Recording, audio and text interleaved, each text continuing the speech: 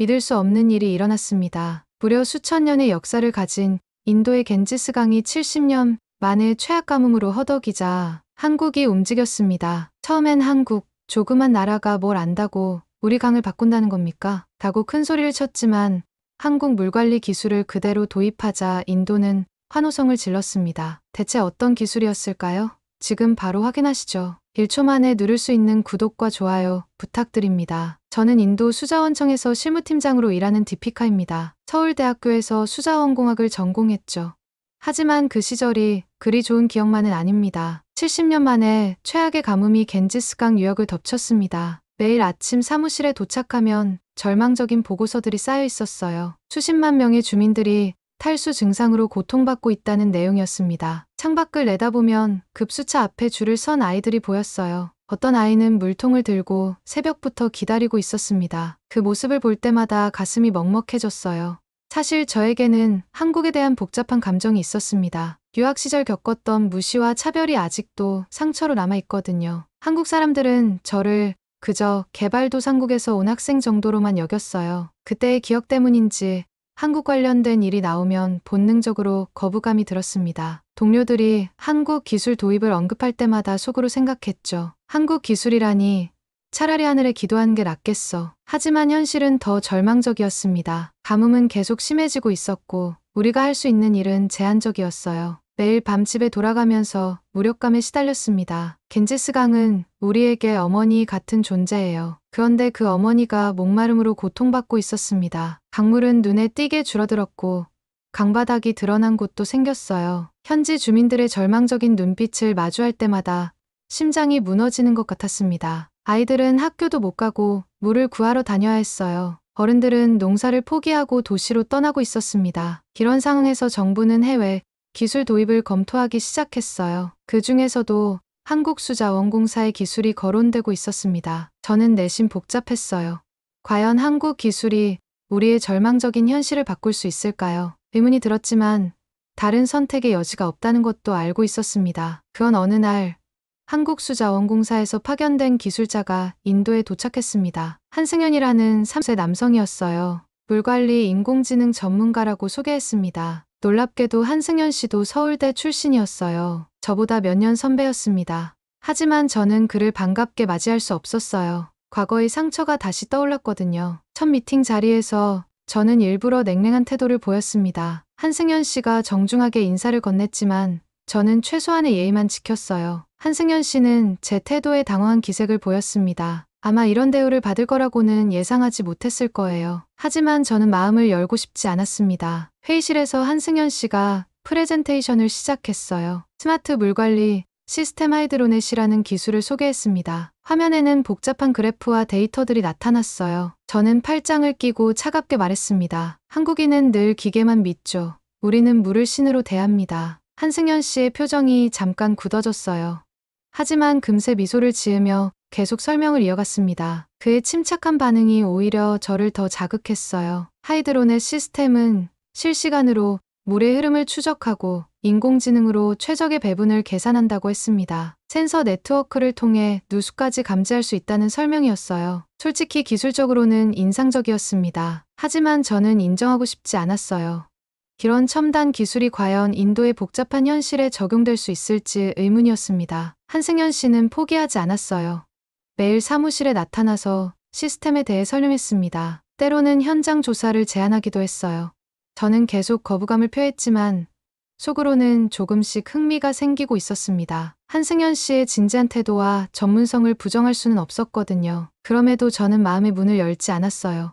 과거의 상처가 너무 깊었고 한국에 대한 불신이 쉽게 사라지지 않았습니다. 며칠 후 지역 관측소에서 긴급 연락이 왔습니다. 담당자는 당황한 목소리로 이상한 현상을 보고했어요. 지표면의 물은 말랐는데 지하 저수지는 터질 위기라는 것이었습니다. 저는 즉시 현장으로 향했습니다. 한승현 씨도 따라왔어요. 현장에 도착해보니 정말 기이한 상황이었습니다. 땅은 바짝 말랐는데 지하수 압력계는 위험 수준을 가리키고 있었어요. 기존의 관측 장비로는 이해할 수 없는 현상이었습니다. 저는 혼란스러웠어요. 수십 년간 이 지역을 관리해왔는데 이런 일은 처음이었습니다. 그때 한승현 씨가 나서서 하이드론의 센서들을 설치하기 시작했어요. 저는 반신반의하며 지켜봤습니다. 과연 저 기계들이 우리가 모르는 무언가를 알아낼 수 있을까요? 몇 시간 후 놀라운 일이 벌어졌습니다. 센서 데이터가 실시간으로 물의 흐름을 보여주기 시작한 거예요. 지하 수맥의 복잡한 연결 구조가 한눈에 들어왔습니다. 화면을 보며 저는 충격을 받았어요. 우리가 지금까지 알고 있던 물의 흐름과 완전히 달랐습니다. 지하수가 예상과는 전혀 다른 경로로 움직이고 있었어요. 더 큰 충격은 그 다음이었습니다. 데이터 분석 결과 수십 년간 잘못된 물 배분 정책을 펼쳐왔다는 사실이 드러났어요. 물이 부족한 지역에는 더 적게, 충분한 지역에는 더 많이 공급하고 있었던 겁니다. 저는 말문이 막혔어요. 제가 그토록 신뢰했던 기존 시스템이 완전히 틀렸다는 것을 받아들이기 어려웠습니다. 동시에 한승현 씨의 기술에 대한 경외감도 생겼어요. 하지만 체면과 자존심이 앞섰습니다. 이렇게 쉽게 한국 기술을 인정할 수는 없었어요. 수십 년간 쌓아온 제 전문성이 한순간에 무너지는 기분이었습니다. 한승현 씨는 조심스럽게 추가 분석 결과를 보여줬어요. 시스템이 제안하는 새로운 배분 방식은 놀라울 정도로 정교했습니다. 각 지역의 실제 수요와 공급을 정확히 맞춰준 것이었어요. 저는 내적 갈등에 휩싸였습니다. 이 기술을 받아들이면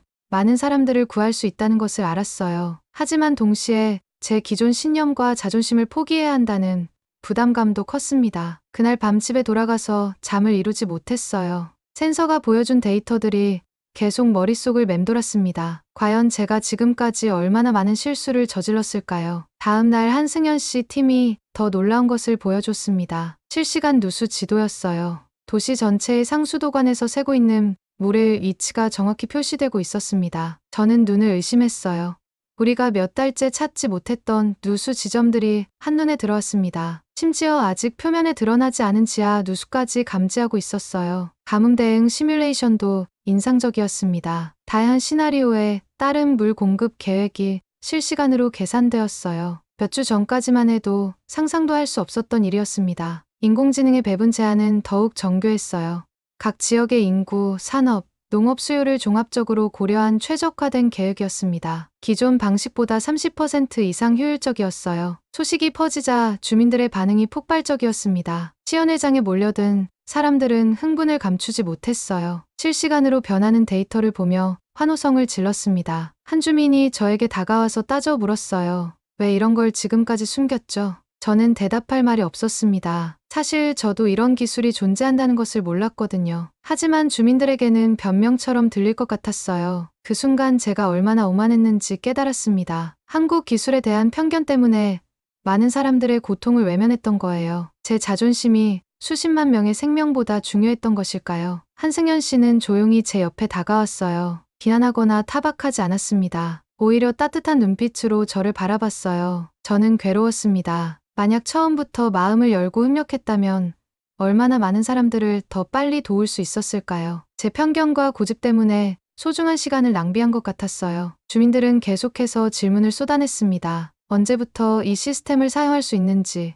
우리 마을에는 언제 올 수 있는지 물어봤어요. 간절한 눈빛들을 보며 가슴이 찢어질 것 같았습니다. 그날 밤 저는 오랜 시간 고민했어요. 계속 자존심을 부리며 반대할 것인지, 아니면 용기를 내서 협력할 것인지 선택의 기로에 서 있었습니다. 그런데 상황이 급변했습니다. 인도 수자원부 장관이 갑자기 한국 기술 도입을 중단한다고 발표한 거예요. 이유는 기술 검증이 불충분하다는 것이었습니다. 저는 당황했어요. 이미 효과가 입증된 기술인데 왜 갑자기 중단하는 걸까요? 뭔가 이상한 냄새가 났습니다. 며칠 후 장관이 저를 개별적으로 만나자고 했어요. 사무실에 들어서니 외국 NGO 대표도 함께 있었습니다. 둘의 표정이 심상치 않았어요.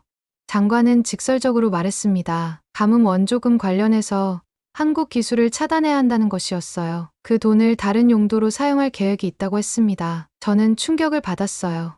수십만 명이 고통받고 있는데 원조금을 착복하려 한다는 말인가요? 이런 일이 실제로 벌어질 줄은 몰랐습니다. NGO 대표는 냉소적인 미소를 지으며 저를 바라봤어요. 마치 이미 모든 것이 계획대로 진행되고 있다는 듯한 표정이었습니다. 장관이 저를 협박하기 시작했어요. 저도 그들과 손을 잡으면 개인적으로 큰 이익을 볼 수 있다고 했습니다. 하지만 거부하면 제 커리어가 끝날 수도 있다고 경고했어요. 너도 그들과 손잡으면 끝이다. 저는 몸이 떨렸습니다. 그런 부패와 타협해야 하는 건가요? 하지만 동시에 두려움도 컸어요. 정말로 제 미래가 끝날 수도 있다는 생각이 들었습니다. 그런데 바로 그때 충격적인 소식이 들려왔어요. 겐지스강 하류 마을에서 수백 명이 집단 식중독에 걸렸다는 것이었습니다. 오염된 물 때문이었어요. 더 충격적인 것은 그곳이 제 고향이라는 사실이었습니다. 어린 시절을 보낸 그 마을에서 사람들이 죽어가고 있었어요. 제가 아는 얼굴들이 떠올랐습니다. 저는 그 자리에서 일어났어요. 더 이상 이런 상황을 방관할 수 없었습니다. 제 자존심이나 커리어보다 훨씬 소중한 것들이 위험에 처해 있었어요. 장관과 NGO 대표는 제 반응을 보며 당황한 기색을 보였습니다. 아마 쉽게 설득될 줄 알았을 거예요. 하지만 저는 이미 결심을 굳혔습니다. 저는 밤새 고민한 끝에 중대한 결정을 내렸습니다. 내부 문건들을 정리해서 언론에 공개하기로 한 거예요. 부패의 실체를 세상에 알리는 것이 맞다고 생각했습니다. 다음 날 정부 발표 회견장이 나타났어요. 장관이 한국 기술 도입 중단을 공식 발표하는 자리였습니다. 저는 떨리는 마음으로 준비한 자료를 꽉 쥐고 있었어요. 장관이 발표를 마치고 질의응답 시간이 되었습니다. 저는 용기를 내서 일어났어요. 모든 기자들의 시선이 저에게 집중되었습니다. 저는 떨리는 목소리로 진실을 폭로했습니다. 원조금 착복 계획과 한국 기술 차단의 진짜 이유를 공개했어요. 회견장이 순식간에 술렁거렸습니다. 그리고 마지막에 공개적으로 사퇴 의사를 밝혔습니다. 내 고향, 내 사람들, 이제라도 바꿔야 합니다. 회견장은 아수라장이 되었어요. 기자들이 앞다투어 질문을 쏟아냈고 장관은 당황한 채 자리를 떴습니다. 저는 떨리는 다리를 겨우 지탱하며 회견장을 나왔어요. 그 후 모든 것이 빠르게 변했습니다. 언론이 대대적으로 보도했고 시민들이 거리로 나와 시위를 벌였어요. 정부는 어쩔 수 없이 진상조사에 나서야 했습니다. 한승연 씨가 저에게 연락을 했어요.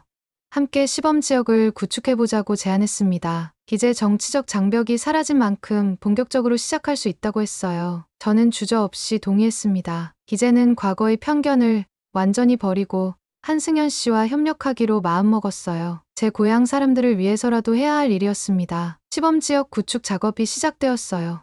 한승연 씨 팀과 함께 24시간 내내 매달렸습니다. 센서 설치부터 시스템 구축까지 모든 과정에 참여했어요. 48시간 만에 기적이 일어났습니다. 물 부족으로 고통받던 지역에 안정적인 물 공급이 시작된 거예요. 주민들이 수돗물을 받아 마시며 눈물을 흘리는 모습을 보며 저도 울었습니다. 제가 그토록 거부했던 한국 기술이 결국 우리를 구원해준 셈이었어요. 과거의 편견이 얼마나 어리석었는지 뼈저리게 느꼈습니다. 시스템이 본격적으로 가동되기 시작했습니다. 5개 지역 120만 명에게 안정적인 급수 서비스가 제공되었어요. 매일 업데이트되는 데이터를 보며 감격했습니다. 한승연 씨는 조용히 말했어요. 우리는 기술을 판 게 아닙니다. 신뢰를 나눈 겁니다. 그 말이 가슴 깊숙이와 닿았어요.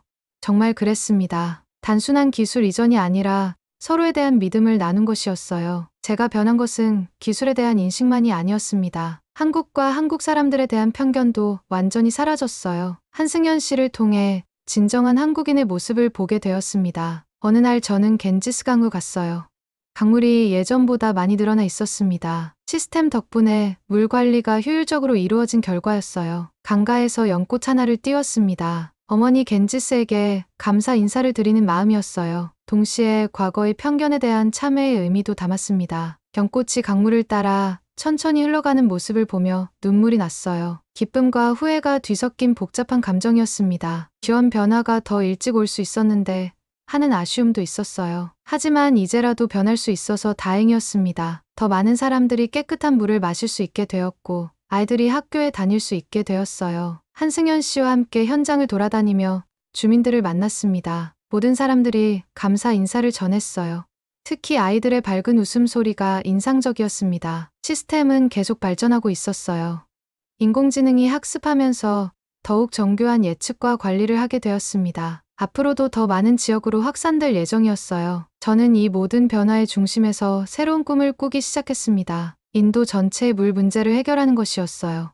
이제는 불가능한 일이 아니라고 생각했습니다. 몇 달 후 UN 본부에서 열린 국제물관리회의에 참석하게 되었습니다. 인도의 성공 사례를 발표하는 자리였어요. 전 세계 전문가들 앞에서 연설을 하게 된 것이었습니다. 연단에 올라서니 떨렸어요. 하지만 전하고 싶은 이야기가 너무 많았습니다. 제가 겪은 변화와 깨달음을 세상과 나누고 싶었어요. 저는 솔직하게 제 과거를 털어놓았습니다. 한국에 대한 편견과 그로 인한 실수들을 숨기지 않고 말했어요. 회장이 조용해졌습니다. 제가 과거에 한국을 미워한 이유는 제가 무지했기 때문입니다. 이 말을 하면서 가슴이 뜨거워졌어요. 인정하기 어려웠지만 진실이었습니다. 제 편견이 얼마나 많은 사람들에게 피해를 주었는지 반성했어요. 발표가 끝나고 많은 사람들이 다가와서 질문을 했습니다. 어떻게 그런 변화가 가능했는지, 다른 나라에도 적용할 수 있는지 물어봤어요. 저는 기술보다 중요한 것은 마음가짐이라고 답했습니다. 편견을 버리고 열린 마음으로 협력할 때 진정한 기적이 일어난다고 설명했어요. 회의가 끝나고 한승연 씨와 마지막 인사를 나눴습니다. 그는 곧 한국으로 돌아갈 예정이었어요. 헤어지기 아쉬웠지만 감사한 마음이 더 컸습니다. 당신 덕분에 제가 변했습니다. 한승연 씨는 미소를 지으며 고개를 저었어요.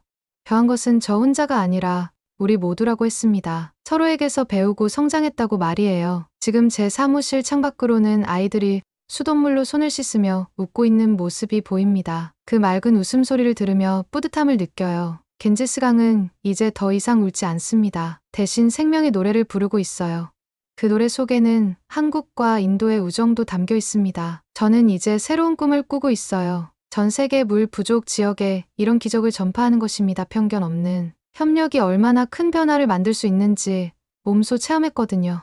한국에 대한 제 시각도 완전히 바뀌었습니다. 이제는 진정한 파트너이자 친구로 여기고 있어요. 과거의 상처는 치유되었고 그 자리에 감사와 존경이 자리 잡았습니다. 매일 아침 출근길에 겐지스강을 바라보며 다짐합니다. 더 이상 편견과 고집으로 소중한 기회를 놓치지 않겠다고 말이에요. 열린 마음으로 세상을 바라보겠다고 약속해요. 아이들이 깨끗한 물을 마시며 건강하게 자라는 모습을 볼 때마다 뿌듯합니다. 이 모든 것이 용기 있는 선택에서 시작되었다는 것을 잊지 않으려고 해요. 한승연 씨가 떠나기 전에 남긴 말이 아직도 기억납니다. 기술은 도구일 뿐이고 진짜 변화는 사람들의 마음에서 시작된다고 했어요. 정말 맞는 말이었습니다. 제 이야기가 다른 사람들에게도 작은 영감이 되었으면 좋겠어요. 편견을 버리고 협력할 때 얼마나 아름다운 일들이 일어날 수 있는지 알려주고 싶습니다. 겐지스강이 다시 풍성하게 흐르는 것처럼 우리의 마음도 편견의 가뭄에서 벗어나 사랑과 이해의 물줄기로